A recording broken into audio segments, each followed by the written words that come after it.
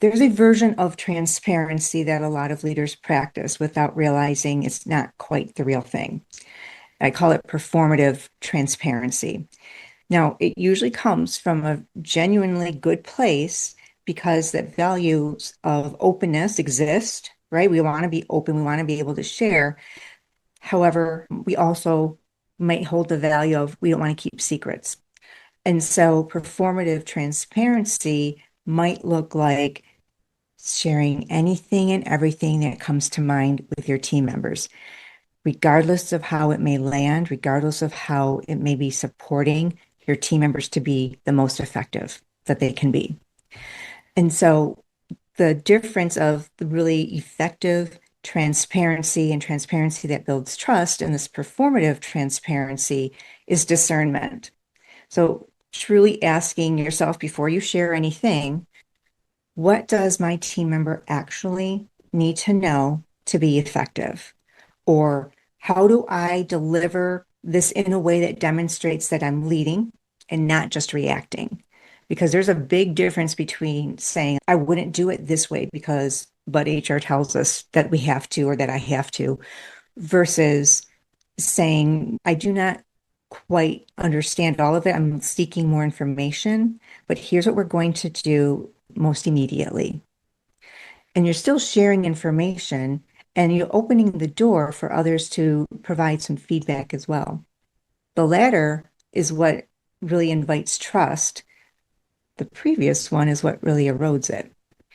And so, what leaders have to be willing to give up in order to do this is examine the story and give up some of the old stories that they might be holding about what it truly means to lead or what it really means to be transparent. Now, usually the story is inherited. It's probably formed by somebody else's definition that we've picked up along the way of what a leader is supposed to do or be like, coupled with the shaping of our own inner critics. So combined, we actually aren't getting to the true and wholesome truth of who we are. Now, that real transparency does sound like, I don't know the answer to that yet, but here's what I do know now. And for many leaders, getting comfortable saying that aloud is genuinely courageous work.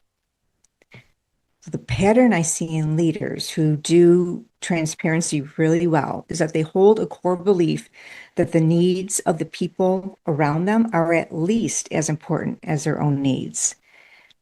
So that belief changes everything about how they communicate because it stops being about managing information and starts being more about partnership because they're not telling and then asking. Like they're genuinely in the conversation together with the other team members. And this is why that is very important and why it matters over time. Is because when a leader operates that way consistently, something shifts for the people around them. Right? That team stops spending energy decoding what the leader really thinks or what that leader's wondering, but really not saying aloud. And they learn that what they see is what they get. It's not just about consistent communication, it's about consistent presence. And that presence is what lays the groundwork for psychological safety. When people feel safe, they stop managing upward and they start bringing their best. And so that's when trust becomes unshakable, not just because their leader said the right things, but because over time, their inside and their outside actions and words matched.